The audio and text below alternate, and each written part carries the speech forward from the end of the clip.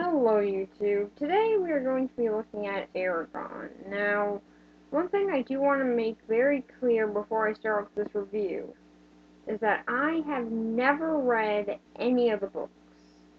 I've seen the books before, I even have some friends that have read them, but I myself have never read them. So I cannot be making any comparisons to the books in this review. Now, to me, this just makes the review much less biased because I'm not going to be comparing it and I'm just going doing it as a movie, but to any of those who want to see me doing any comparisons or anything, like I might have done my separate piece or my Bridge to Terabithia review, you're not going to see that here. So, yeah, sorry to disappoint you so much.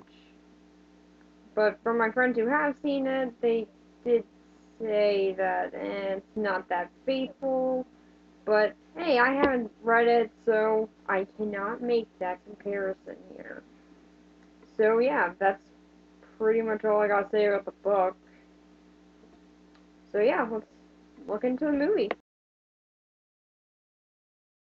So we start off this movie with a very subtle way of introducing our main characters, making them likable, and no, we start off with the whole entire exposition dump.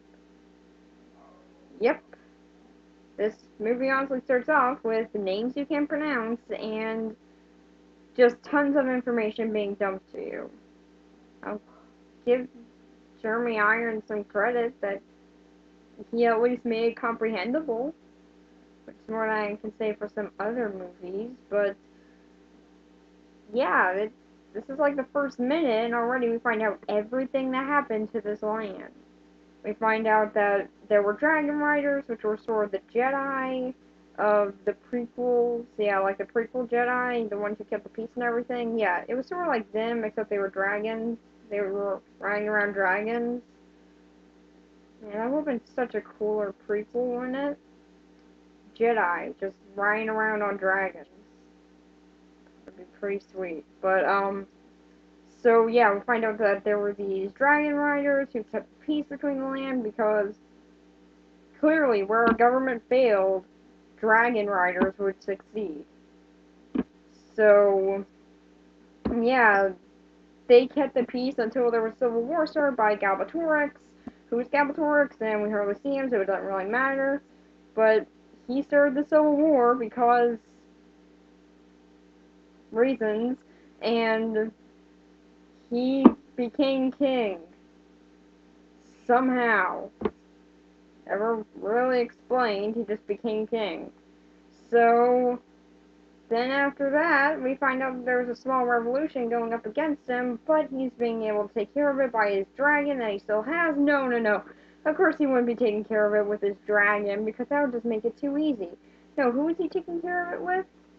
A random shade. Great job, your majesty. Yeah, I'm just gonna take over this land, be a king, make everyone fear me because of my dragon, but never actually use my dragon. I'm a great leader. So, yeah, he sends the shade after Arira? Arira? I don't know if I said that right, but Arira. I'm just gonna call her that. If I say it wrong, then they get angry with me in the comments. But there are a lot of hard to pronounce names in this movie, so give me a little bit of leeway. It's even hard to say the names in Lord of the Rings. That's saying a lot. So, Arira gets taken by... Oh, God. Jazara? Dazara? Dazara. I'm just gonna call him Dazara. So yeah, he's the Shade, and he takes Arira. I don't care if I said that wrong, but he takes her because she has information about the Resistance, and she also stole an egg, which turns out to be a dragon egg from Galbatorix. But it turns out that she sent the egg away to some random woods where chances of finding it are 50-50. And luckily for her, some random guy named Eragon was hunting in these woods this day. So he finds the egg and decides, well, is a really cool egg that looks to have some magical abilities. I'm gonna sell it for like 20 bucks. I can make a lot more money off of this probably, but 20 bucks seems good. So he goes to some butcher who we don't see that often, and the guy turns him down. So he says, well, then I guess I'll just keep it because nobody else would take this rock. So, yeah, he keeps the egg, and then it turns out that it hatches. And it turned out to be a dragon. He got lucky. I mean, literally could have been anything in there, but dragon.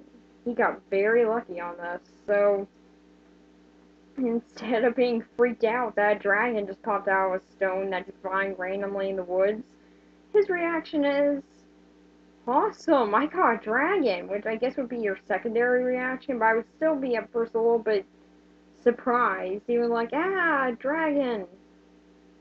Why is there a dragon? What? I thought this was just a rock. Dragon.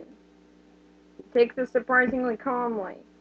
So he meets up with the old kook in town, Brom. I don't know how to pronounce that. He meets up with Brom, and the guy says, well, dragon riders used to be the peacekeepers and everything they talked about in the opening, but then Galbatorix took control, and dragon riders are supposed to come back. That's pretty much everything you said in that opening. So why do we need that opening? Why can't we have just seen Aurora running through the forest, get kidnapped, and then cut to Eragon, then do everything with Eragon that happened until he met up with Braum, who would then explain how all this happened? That would be a good way of doing it. Why didn't you just do that? I really don't get this. You could have just done that.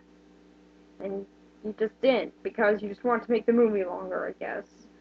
So, yeah, Eragon starts talking to Braum about this dragon that he has, after teaching his dragon how to fly by throwing her in the air once. That works. And surprisingly, it actually does. Yeah, the dragon flies off for a few minutes and then comes back fully grown and completely matured. Because that's how age works. How does it do that? Really? How does it just fly into the sky and then all of a sudden it comes back just like, hey, I'm like 20 years old now?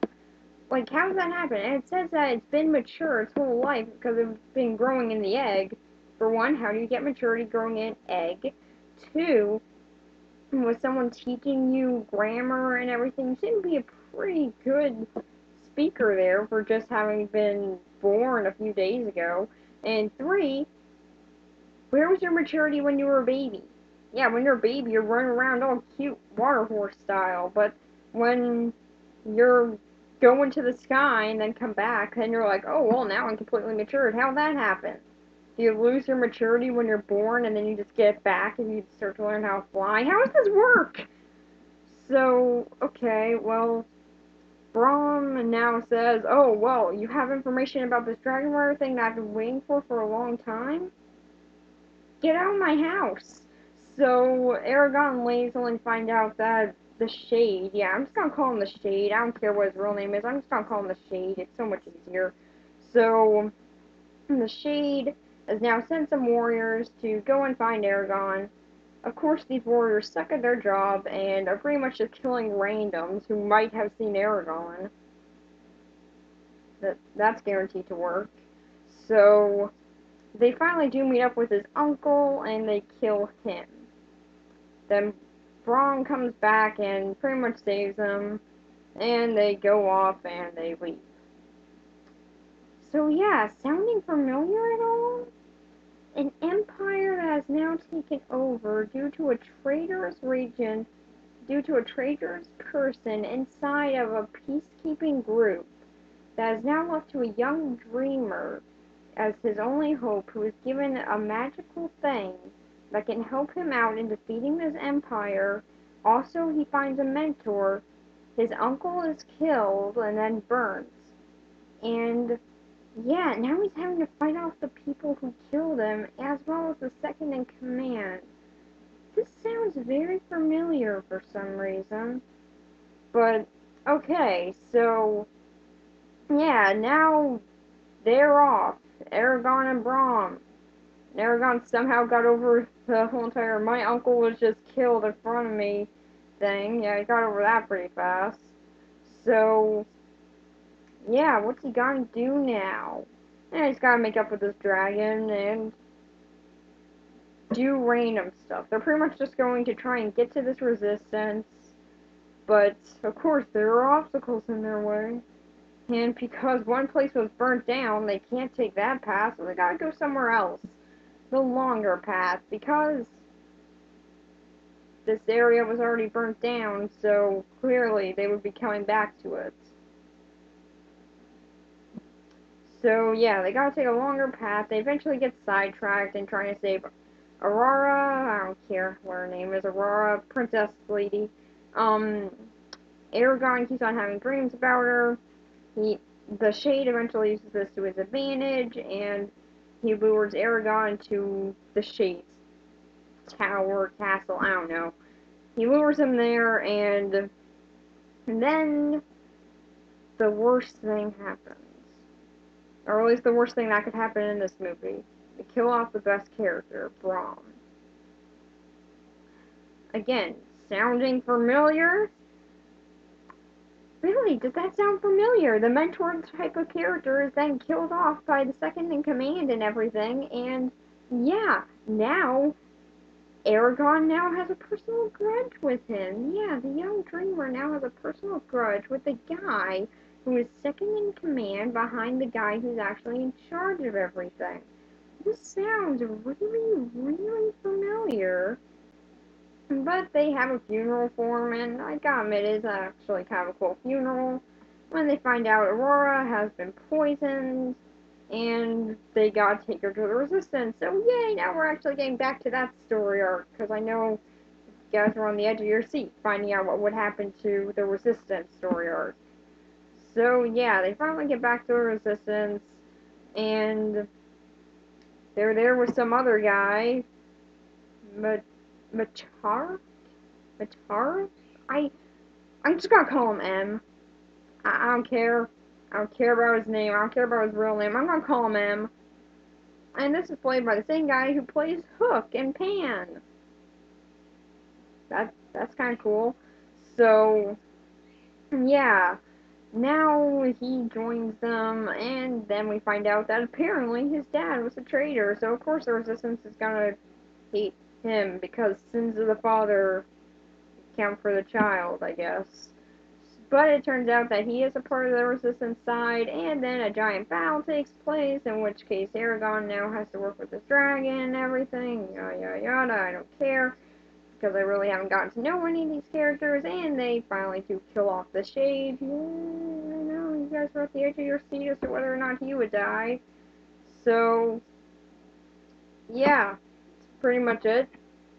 They win the battle, and the Princess Lady, Aurora, I don't care, goes off and is about ready to do something. I don't know what she's gonna do. She's just gonna do something. And then it turns out that the king guy is finally, Galbatorix, yeah, he's finally saying, you know, maybe I should use my dragon. And then he reveals that his dragon comes out, and then he's saying, yeah, I'm finally gonna do this myself, and there's never a sequel made, so we have no idea what he does, unless if you read the books, which I'm sure the books go into more detail.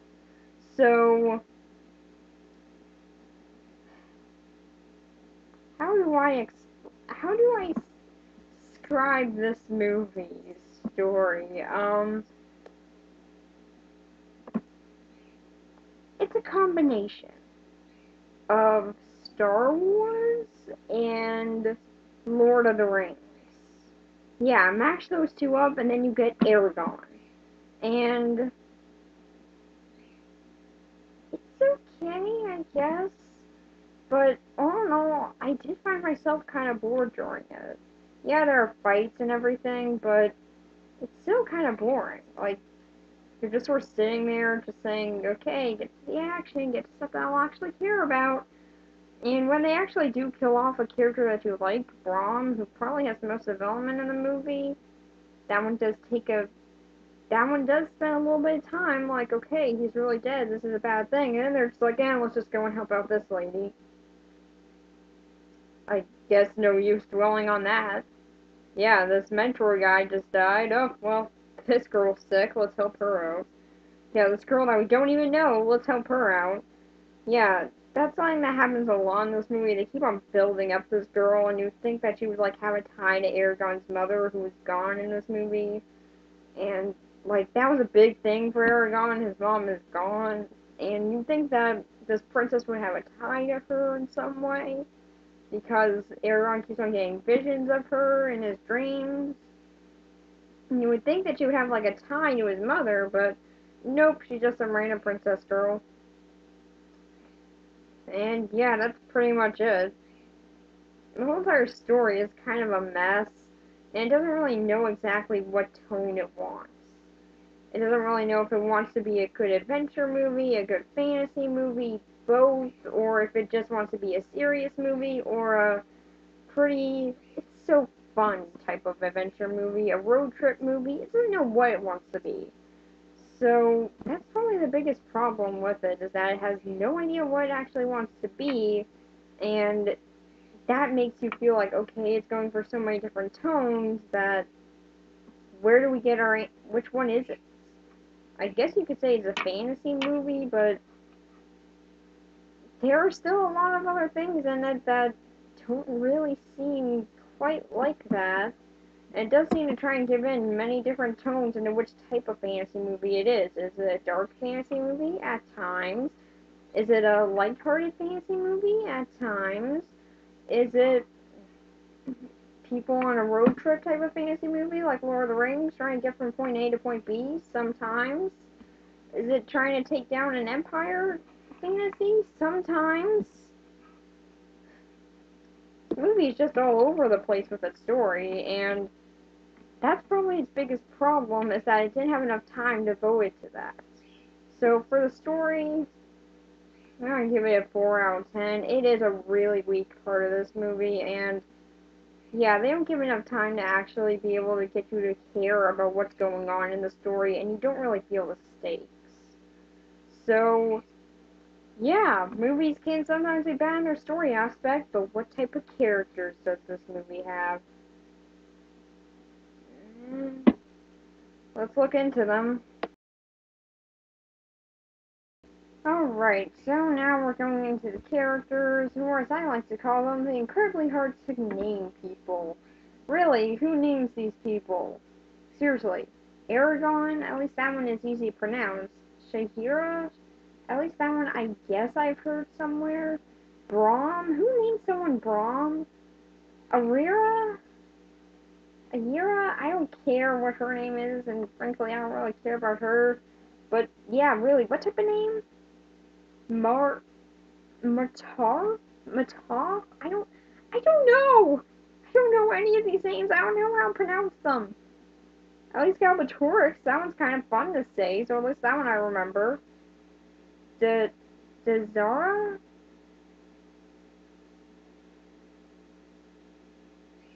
Who came up with... Okay, and then we have Ajan. Ajan? Who who names these people? Really? Are they more memorable in the books?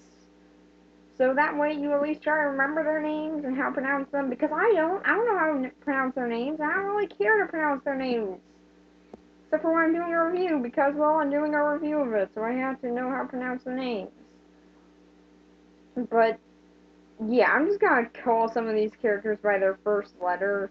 Kind of like the first letter in their name, like, Metafi. I'm just gonna call him M. I don't care. I'm calling him M.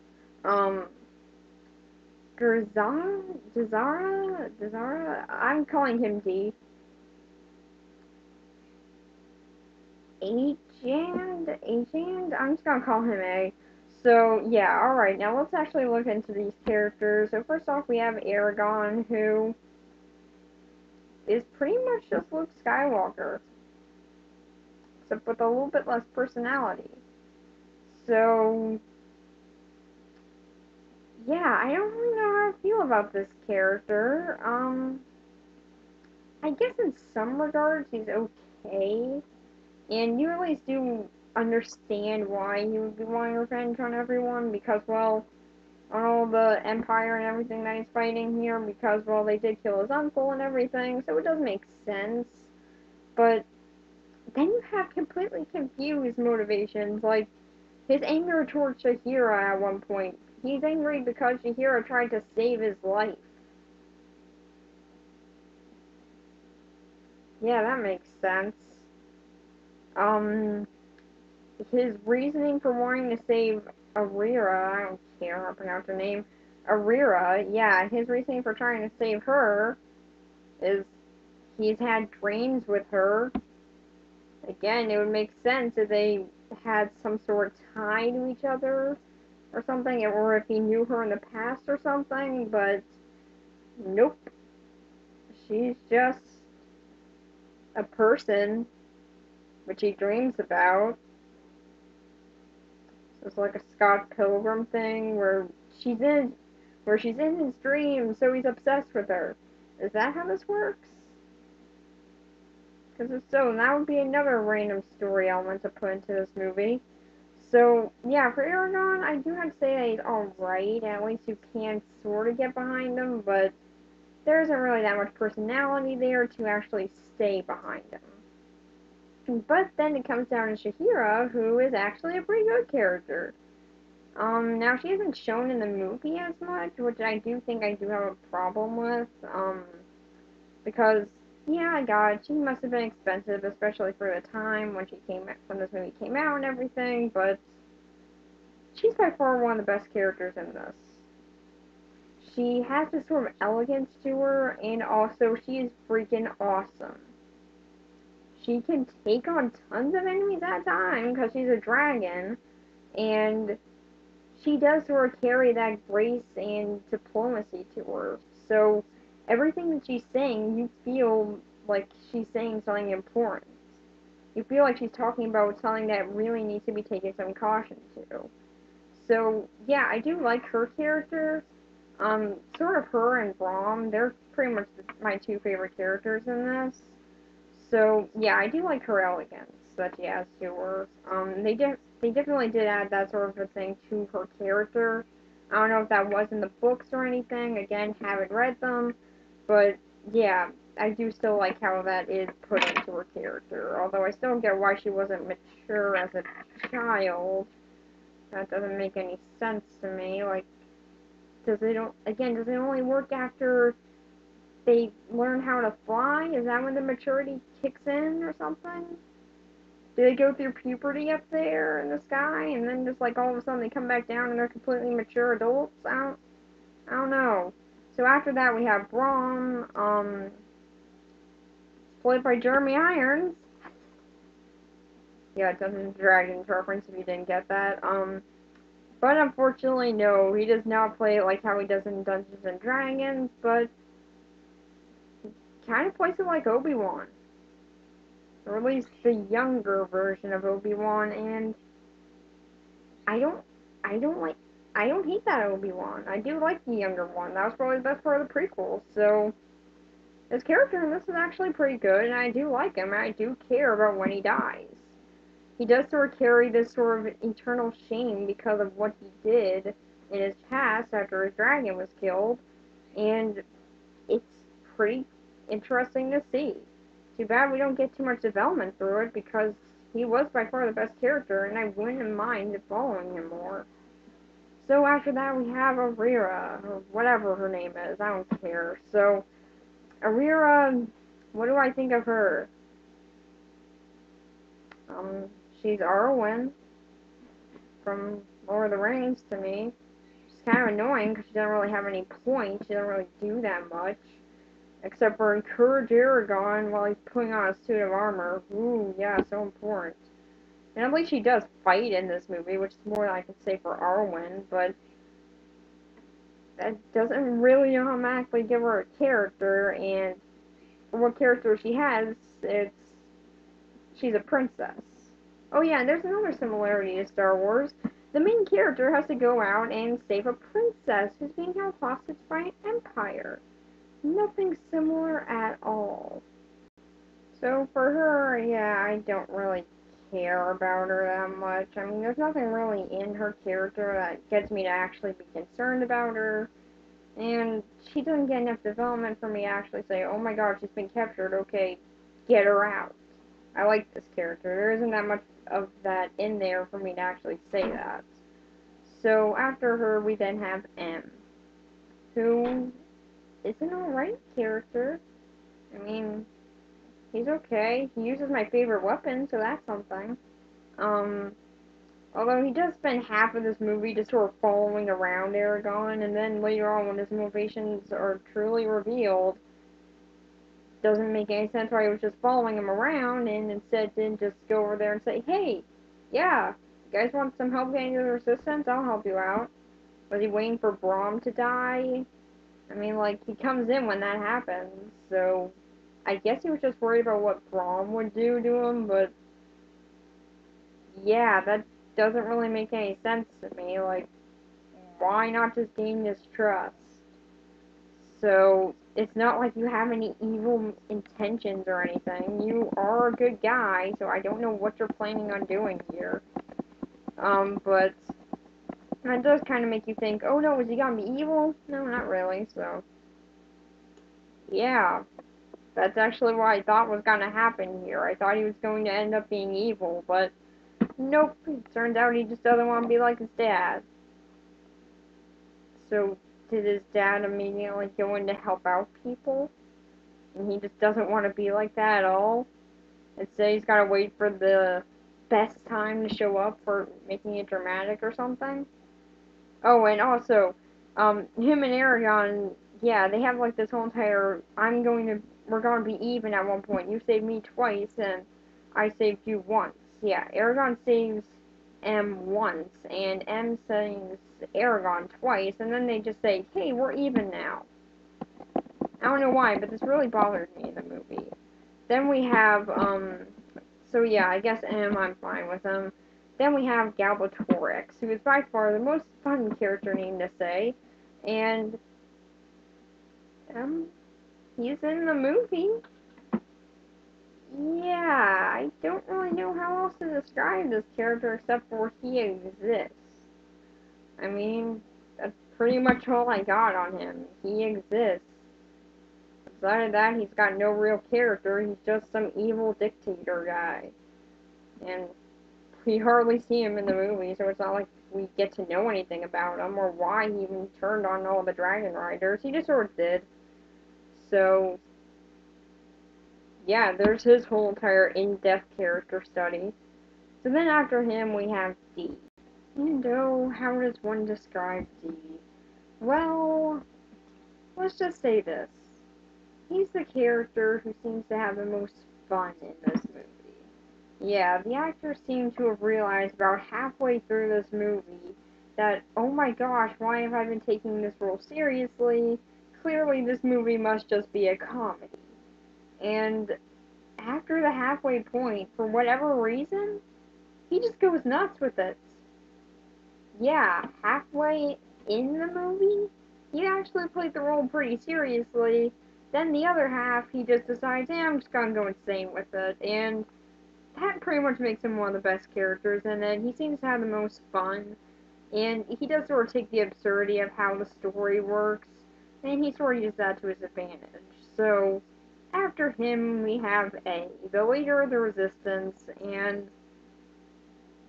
that's pretty much it. Yep, he's the leader of the Resistance, and nothing else. Um, he seems to have a wife, so I guess that's something to add to his character, but outside of that, there's really nothing. Just he has a wife, and he's the leader of the Resistance, and that's pretty much it. And we don't need anything else to add to his character, or any motivation as to why he's leading this resistance, why he's even in this resistance. No, we don't need to know any of that. He could have been the one talking with Eragon as Eragon was putting on his armor, maybe discussing the reasoning as to why he joined the resistance, or trying to boost up Eragon's confidence and everything, and then getting rid of that whole entire stupid princess, elf lady, other A's reasoning for being in this movie. I don't know. I already forgot her name. But yeah, that could have gotten rid of her reasoning, and then they could have actually given more character to this guy, but nope, instead we needed her to be Eragon because she had to do something in this movie. And while I will admit that A is a cool character, that's kind of all he is. He's just sort of this cool guy. He's good at fighting. Pretty much it. That's his whole entire well-developed character there. So, for the characters, I'm gonna give them a 5 out of 10. Some of them do play it well. Some of them are like Saphira, she's pretty cool. Braum, he's pretty awesome. I do like him. And even D, he plays it pretty enjoyable, and he actually does bring some more light to this movie. But outside of them, there aren't really that many good actors. I mean, they do play it pretty well. They play what they need to play pretty well, and they do it fine. But I think that they should have been given a little bit more direction as to what they were doing, or maybe it just got a better script. So, yeah, for the characters, I give it a 5. So how do I think of this movie overall? It's pretty much a mess. I mean, really, this movie's a pretty big mess. Everything in it, it doesn't really have any real focus to it, and the overall story is just sort of a rehash of, it's just sort of mixing Star Wars and Lord of the Rings. Mixing them together, and then you make Eragon. I've even seen a poster that does that, and actually look pretty darn accurate. So, yeah, that's pretty much what it is. Just Star Wars and Lord of the Rings. It even has the Lord of the Rings circle shots. So yeah, you can't even avoid that comparison because they literally do some of the shots. So, yeah, there's no way of getting around that comparison after they honestly recreate some of the shots from the movie. So, that and the story is pretty much just Star Wars except for in an older setting, and I guess that's something kind of different. At least they are ripping off good stories, but they're still ripping off stories, and they don't really need to do that. From what I've heard, the books do seem to have their own story for them, and from everyone who I've heard that has said they really like the books, they do make the books actually sound pretty cool. So yeah, they do actually make it sound like they do have a good story to them, and that there was a lot of potential for this movie. Why they didn't use any of it, I don't know. So for the movie, I'm going to give it a 5 out of 10. At least there were some things I do enjoy in it, but overall, it was pretty much just a big mess. So yeah, that's pretty much what I have to say about it. 5 out of 10. And next week is They Live. Bye.